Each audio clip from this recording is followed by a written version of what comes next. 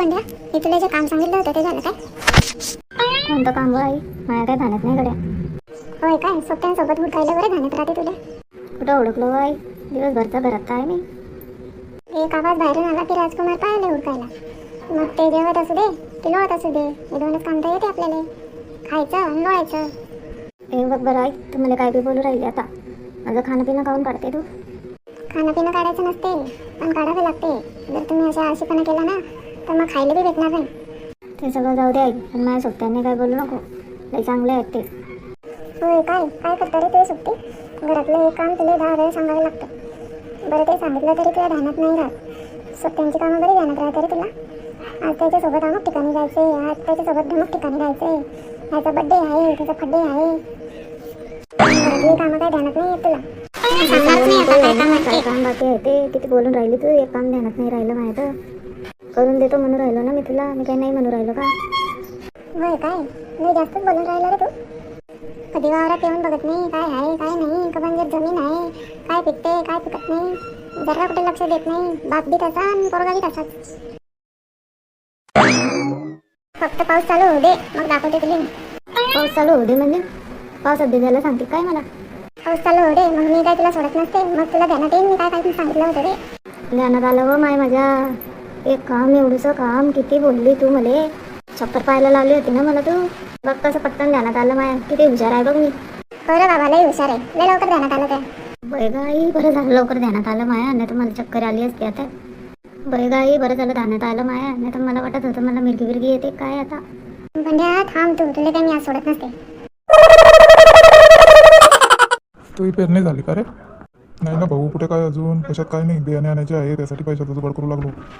वैर बियाणं तर माया बी आणायचं आहे. आमचं काय सगळी गंगीच पाहते बाबा, त्यामुळे मला काय ताण नाही. अरे देवा, बरं ध्यान आलं. चल बाबा, गंगी माई वावरत वाट पाहत असेल. आज काय खरं नाही राव. अरे वा मालक, लवकर आलास का तुम्ही? मी म्हणून राहिले होते की आज काय रातच होते काय तुम्हाला वावरात यायले.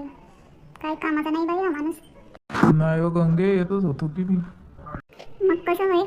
अहो जरा बघा वावराकडं, जरा ध्यान द्या. पेरणी बाकी आहे, पावसाचा पत्त्या नाही, घरात काय भाजीपाला नाही, बियाणं बाकी आहे. कसं होईल सगळं? होईन ग सगळं नीट. हां, तुम्हाला काय बोलून झालं की झालं, होईल सगळं नीट. सगळं मलाच करावं लागते. सगळं वावराकडे बघा, घराकडे बघा, घरात काय दाणा पाणी आहे नाही ते पहा. सगळं मीच करू, सगळं माझे चौपाशी बसले आहे.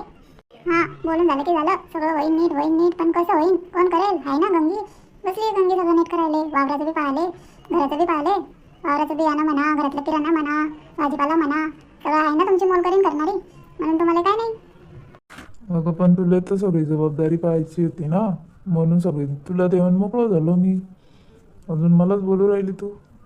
मी जबाबदारी घेतली नाही, घ्यावी लागली. तुमच्याकडे जबाबदारी असती तर उपाशी मारायची वेळ आली असती. अजून मलाच बोलता बरं. गंगी, तू एवढ्या जोरात नको बोलत जाऊ बरं, मला लय भीती वाटते तुझी. बाई राक्षसीनं आहे ना मी, खाऊन टाकेन तुम्हाला. एक वेळ त्या राक्षसींची भीती नाही वाटणार, पण तुही वाटते मला. काय म्हणता? मला माहिती आहे, मला तोंडावर बोलायची हिंमत नाही ना तुमच्यामध्ये. तोंडातल्या तोंडात बोलून मोकळे होता तुम्ही. हिंमत आहे तर तोंडावर बोलत जा ना. तोंडातल्या तोंडात काय फुटफुट करता? तेवढी हिंमत नाही बुवा माझी. चला घरी. अगं आता तर वावरात आलो आणि घरी चला. होय, लवकर आला सा मालक तुम्ही. सगळी रोजदार मंडळी सकाळून येऊन दुपारी घरी बी चालली गेली. तुम्ही आता उगवताय. बसा एकटेच काम करत आता. मी चालली घरी. मी बी येतो ना मग तुला सांगू घरी. मी एकटं थांबून काय करू इथे? तेच म्हणून राहिली ना मालक, चला म्हणून घरी. काय माणूस आहे बाई हा, डोकं खराब करून टाकलं ना. चला आता वा पुढं.